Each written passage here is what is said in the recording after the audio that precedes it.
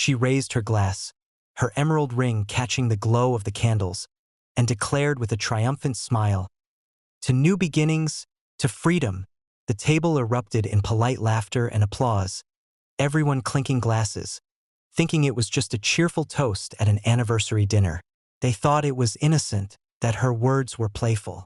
But I knew better. I knew what she meant, and I knew what was coming next. She thought she had cornered me, humiliated me, turned this celebration into her stage. She thought I'd sit there, powerless. She thought wrong. Subscribe, like, and leave a comment if you want to hear more stories where silence turns into the loudest revenge. The restaurant had been chosen carefully. She insisted on the best place in town, a modern steakhouse known for its soaring ceilings, its open kitchen where flames leapt dramatically from the grills, and its floor-to-ceiling windows overlooking the city. The hum of conversation was everywhere, layered with the clinking of silverware against porcelain and the murmur of jazz drifting from the small live band in the corner. Waiters in black vests and white shirts moved with precision, trays balanced high, smiles polished into formality. Every detail screamed of importance, of a night designed to impress. She arrived dressed in a gown of deep burgundy silk, her hair pinned perfectly, her earrings catching every flicker of light. She made sure she looked radiant, commanding. To the people at the table, her friends, her colleagues, acquaintances she had insisted on inviting, she looked like a woman at the peak of her life, celebrating love and triumph. To me, she looked like someone who had rehearsed her role too well. I sat across from her in a dark tailored suit, my tie neat, my shoes shining. I didn't speak much, not because I had nothing to say, but because silence had become my weapon. The first course had barely been cleared when she began. She told stories of our marriage with a laugh that rang a little too loud, stories where I was always the fool, always the one stumbling while she carried the weight. People smiled awkwardly, some laughed along, though most glanced at me to see if I would react. I didn't. I kept my face calm, my eyes steady, sipping my wine as if her barbs meant nothing. The truth was, they didn't. Not anymore. Then came her toast. She stood, her gown shimmering, her glass raised high, and in a voice meant for every corner of the restaurant, she called out, "To new beginnings, to freedom." Her friends clapped, the others at the table cheered, and even some strangers at nearby tables joined in, charmed by the confidence of a woman celebrating something they assumed was noble. But her eyes, locked on mine as she spoke, betrayed the truth. This wasn't a toast to love. This was her declaration of war. I held her gaze, my expression calm, even as she sat back down, her smile smug, her hand brushing a strand of hair from her face, as though she had just won a battle. The people around us continued their chatter, raising forks, sipping wine, but I could feel the weight of the moment pressing tighter, heavier. She leaned slightly toward me, her voice low enough for only me to hear. "You'll see soon," she whispered. "Everyone will." And so I waited. I let the food arrive, the steak perfectly seared, the sides steaming. I let the glasses be refilled, the chatter grow. I let her bask in her glow, convinced she had staged the perfect humiliation. But I knew something she didn't. I knew the evening would not end the way she imagined. When the main course plates had been cleared and the candles had burned lower, a waiter approached with the leather folder, the kind that usually carries a bill. He placed it in the center of the table with practiced grace. My wife's smile spread wide, her eyes bright with anticipation, as though the night had been building to this exact second. She tapped her fingers against her glass, waiting, savoring, ready for the performance she had planned. I reached for the folder slowly, my movements deliberate. I flipped it open, and instead of the neat slip of paper with totals and gratuity lines, there lay a thick white envelope. I knew what it was before I touched it, but I slid it out anyway, placed it flat on the table, and looked at it for a long second. Around us, forks stopped, voices dipped. People were watching now. She leaned back, victorious, her smile glowing like a flame. She thought she had won. But the game had only just begun. I slid the envelope across the table slowly, letting the crisp paper whisper against the polished wood as I pushed it toward the center. The sound was soft, But in that charged moment it was louder than the music, louder than the clinking glasses, louder than the murmur of voices that filled the restaurant just minutes before. The waiter who had placed it there gave me a small, professional nod before vanishing into the background like smoke, leaving behind only the weight of what he had delivered. My wife's eyes glimmered, a predator savoring the moment before the kill, and she reached forward with deliberate slowness, pulling the envelope toward her as though it were a prize she had waited months to claim. Around us, the room shifted. At our table, forks were lowered, glasses set down quietly, conversation fading as curiosity spread. The people closest leaned slightly forward, their eyes darting between her smug smile and my steady silence. Even those at nearby tables, strangers who had no idea who we were, sensed that something unusual was happening and began to watch with a kind of hushed fascination. I didn't move. My hands rested calmly on the table, fingers lightly touching the stem of my glass, my face a mask of composure. Inside, I was steady. I had prepared for this. She pulled the envelope open with a deliberate flourish, sliding the papers out in one smooth motion, holding them high enough so those closest could see the bold header printed in black ink. Divorce petition. Her smile widened, victorious, her eyes locking onto mine with a mixture of triumph and cruelty. "I told you, Michael," she said, her voice carrying just enough for the table to hear. "It's time for new beginnings." Her tone was laced with venom disguised as charm, the kind of performance designed to humiliate me while entertaining the crowd. A few people chuckled nervously, others shifted in their seats, clearly uncomfortable. She didn't notice, or maybe she didn't care. To her, this was the grand finale. She placed the papers on the table as if laying down her winning hand in a game of cards, tapping them with a manicured finger. "It's official," she continued, her tone light but cutting. "You're free. I'm free. And this," she gestured toward the envelope, "is the proof." She raised her glass high, her smile radiant. "To freedom," she declared again. A few of her friends, caught in the awkwardness of the moment, hesitated before clinking glasses weakly. The sound was hollow, strained, out of tune with the grandeur she imagined. I didn't flinch. I didn't argue. I didn't give her the scene she was craving. Instead, I reached for the papers slowly, sliding them across the table to my side. My movements were measured, deliberate, calm. I could feel the eyes on me. Dozens of them now, the entire table, several nearby, all waiting for my reaction. They expected anger. They expected pleading. They expected me to collapse under the humiliation she had orchestrated. But I gave them none of that.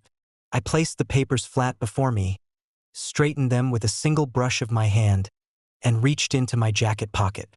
When my hand emerged, it held a simple black pen, sleek and polished, catching the candlelight. I could feel the collective breath of the table pause, a ripple of tension that silenced even the distant murmur of the restaurant beyond our circle. My wife's smile faltered just slightly, confusion flickering at the edge of her confidence. She hadn't expected this. Without a word, I uncapped the pen, leaned forward, and signed my name across the line at the bottom of the page. The motion was smooth, unhurried, final. The ink bled into the paper with quiet authority. When I set the pen down beside the folder and looked up, the room had gone utterly still. No one spoke. No one moved. The silence was heavier than any outburst could have been. Her face shifted, the triumph draining away, replaced by disbelief. She blinked, her lips parting as though to speak, but no sound came. She hadn't imagined this outcome. She had expected a fight, a scene, perhaps even a breakdown. Instead, I had given her exactly what she claimed to want, stripping her performance of its drama, turning her weapon into nothing more than paper on a table. I lifted my glass calmly, raised it toward her, and spoke at last, my voice steady, my tone unshaken. "You wanted new beginnings," I said, holding her gaze. "Now you have them, but they're yours alone." I sipped slowly, my eyes never leaving hers, and set the glass back down with a quiet, deliberate clink that echoed in the silence. Gasps came softly from around the table, whispers rising immediately after. People exchanged wide-eyed looks, glancing at her, then at me, trying to process what had just happened. Some were impressed, others stunned, a few visibly uncomfortable. Her friends shifted awkwardly, their earlier applause now a bitter memory. Even the strangers nearby leaned closer, drawn in by the spectacle of power reversed so cleanly, so completely. She sat frozen, the color draining from her cheeks, her smile shattered. The papers lay signed in front of her, undeniable proof that her grand plan had collapsed in her hands. She had wanted to humiliate me, to expose me, to show the world her dominance. Instead, she had been left speechless, her performance cut short by the one thing she hadn't expected: my willingness to walk away. And I sat there, calm, composed, untouchable, the silence louder than any words she could muster. The silence lingered like a storm cloud that no one dared to break. The soft hum of the jazz band in the corner felt distant, muted, as though even the instruments had been stunned into stillness by what had unfolded at our table. I sat there with my glass in hand, calm, steady, while the divorce papers rested neatly before her, my signature gleaming in fresh ink across the bottom line. The light from the candles flickered against the polished wood, casting reflections across the glassware, but no one reached for their drinks now. All eyes were locked on her and me. She tried to smile again, forcing her lips upward, but the effort betrayed her. It wasn't triumph anymore. It was panic disguised in a mask that no longer fit. Her fingers fidgeted with the stem of her glass, twisting it, tapping against it, the sound small but frantic. She looked at me, then around the table, searching for support, for laughter, for anything to reignite the performance she had lost. But the audience was gone.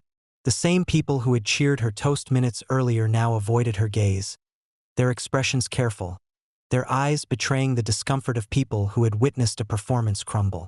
Finally, one of her closest friends, a man named Eric who had been smirking at her jokes all night, leaned forward and tried to lighten the air.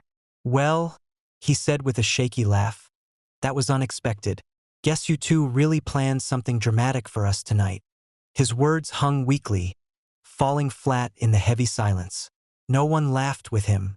A woman at the far end of the table shook her head slightly, her lips pursed, while another guest whispered something to the person beside her, her eyes darting toward my wife with thinly veiled judgment. My wife cleared her throat, sitting straighter, her voice pitched higher as she spoke. "Michael doesn't mean it," she said quickly, waving a hand at the papers as though they were meaningless. "He's just trying to make a point." She tried to laugh, but the sound was brittle, breaking midway, and it drew no response from the table. I didn't move, didn't interrupt.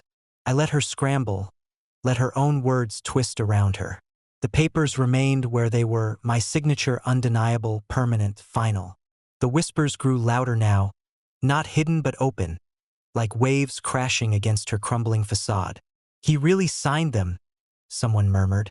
"Right here." Another leaned closer, their voice sharp with disbelief. "She toasted freedom, and he gave it to her." The murmurs spread, rippling outward, until even nearby tables had caught pieces of the story. Strangers glanced over, their curiosity ignited by the unusual spectacle. The humiliation she had prepared for me had turned, like a knife flipped in her hand, and now every eye saw her not as the victor but as the one exposed. She turned to me again, her eyes wide, her voice a hiss meant only for me. "What are you doing?" she whispered, her tone trembling, angry but desperate. I met her gaze evenly, my face unreadable. "Giving you exactly what you asked for," I said softly, my words deliberate, precise. Her breath caught, her hand tightening around the glass until her knuckles paled. She wanted to argue, to deny, but the weight of silence pressed her down. A waiter passed by, glancing at the scene, sensing the tension but saying nothing. The staff had seen confrontations before, but this was different. This wasn't anger spilling out over spilled wine or ruined meals. This was something deeper, heavier, the kind of fracture that reshaped everything in an instant. The waiter moved on, his tray balanced high, but the eyes of the room stayed fixed. She tried again, her voice rising now, tinged with panic. This isn't how it's supposed to happen, she blurted out, forgetting to lower her voice, forgetting the audience she had created. The words cracked through the air, drawing another round of whispers. I tilted my head slightly, watching her unravel, but I said nothing. Sometimes the absence of words is sharper than any response. Her friends looked at her with thinly veiled discomfort, their earlier confidence gone. No one clapped this time, no one raised their glass. Instead, they exchanged quiet, sharp glances, some shaking their heads, others whispering with growing disdain. She had wanted to make me the fool, but now she was the one floundering, her performance slipping into chaos while I remained composed. I leaned back slightly in my chair, folding my hands loosely on the table, letting my calm posture speak louder than her frantic energy. I could feel the shift now, not just in the people watching but in the balance of power between us. She had overplayed her hand, mistaking cruelty for control, mistaking humiliation for dominance. And the truth was laid bare in front of everyone. The control was never hers.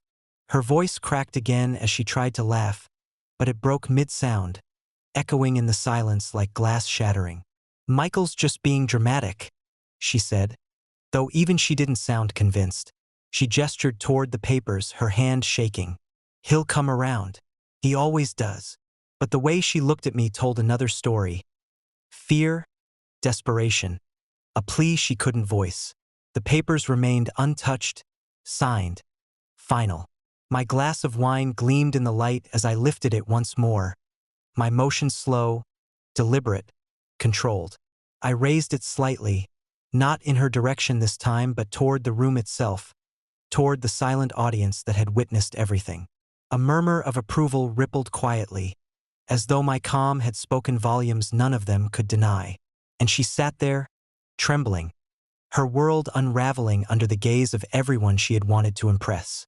The silence around the table felt like a living thing, stretching over every plate and every glass, pulling the air taut until no one dared to breathe too loudly. I could hear the faint scrape of a chair from across the room, the whisper of a fork against porcelain.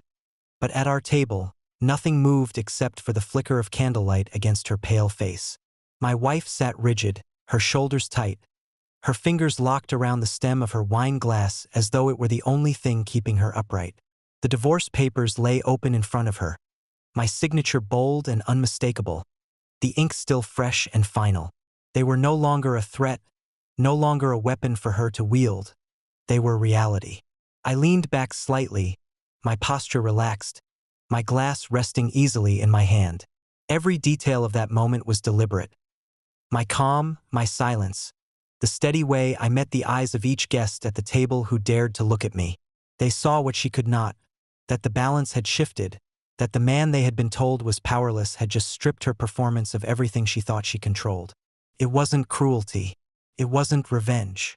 It was simply truth laid bare, and it echoed louder than any outburst ever could. Her friend Eric tried again to rescue her, clearing his throat, forcing a smile that looked more like a grimace. "Well," he said, his voice too bright, too forced, "I suppose that's one way to end an anniversary dinner. Dramatic flair, right?" He chuckled nervously, looking around for support, but the room didn't follow him. His words dissolved into the silence, leaving him shifting awkwardly in his seat. Even he couldn't pretend anymore. My wife slammed her glass down suddenly, the sound sharp and brittle, wine splashing against the rim. "This isn't over," she snapped, her voice higher, desperate, shaking the edges of the quiet. Her eyes darted around the table, searching for someone, anyone, to echo her defiance. But all she found were lowered gazes, turned faces, people unwilling to step into the fire she had lit. She had been their entertainer, but now she was their embarrassment. I set my glass down with deliberate care, the sound soft but heavy, and finally spoke. My voice was low, steady, every syllable sharpened by the silence that had grown around us. "You wanted freedom," I said. "You wanted new beginnings. Now you have them. But don't confuse that with me chasing after you. Those beginnings will not include me." The words fell into the air like stones dropped into still water, rippling outward, undeniable. Gasps broke around the table, soft but sharp, like the collective intake of breath when a magician's trick reveals itself. Some covered their mouths, others leaned back in their chairs, but no one looked at her with the admiration she had expected. Instead, their eyes carried pity, judgment, and a quiet awe that turned toward me. Her face crumpled, the smug mask she had worn all evening shattered.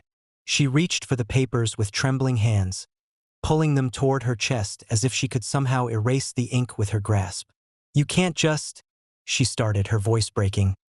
"You can't just throw away years like this." She looked at me, her eyes wide, her lips trembling, but I didn't waver. "You threw them away long before tonight," I said quietly.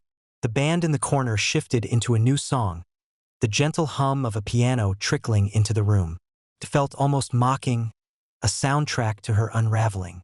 She tried to laugh again, tried to salvage the last scraps of dignity she thought she had left, but the sound was hollow, strangled. "He's bluffing," she said to the table, to herself, to anyone who would listen. "He's just making a point. He'll come back around." But even as she said it, her voice cracked, her eyes betrayed the truth. I stood then, my chair sliding back against the polished floor with a soft scrape that carried through the silence. Every head turned toward me, every eye followed as I straightened my suit jacket, picked up my glass, and raised it one final time. "To new beginnings," I said, my voice calm, steady, undeniable. "May they be everything you wished for." I took a slow sip, set the glass down, and placed my pen neatly on top of the papers, the final punctuation to everything that had just unfolded. She broke then, her face twisted, her voice rising in a scream that cut through the air. "You can't do this to me," she shouted, her hand slamming against the table. Wine spilled, plates rattled, guests recoiled in shock. But her outburst only confirmed what everyone already saw, that the control she believed she had was gone, that she was unraveling in front of an audience she had invited. I didn't answer her. I didn't need to. I turned, my footsteps calm and deliberate as I walked past the stunned faces, past the whispers that followed me like a tide. The staff moved aside, silent, their eyes wide as they watched the scene. At the door, I paused just long enough to hear the sound of her sobs breaking through the noise, her world collapsing behind me. And in that moment, I understood something simple and absolute. Power isn't in the volume of your voice. It isn't in the size of your stage. Power is in the silence that follows when you no longer need to explain yourself. She thought she had written the ending of our story, but the truth was, I had held the pen all along. If you want more stories where betrayal collapses under the weight of truth, make sure to subscribe, like, and leave a comment.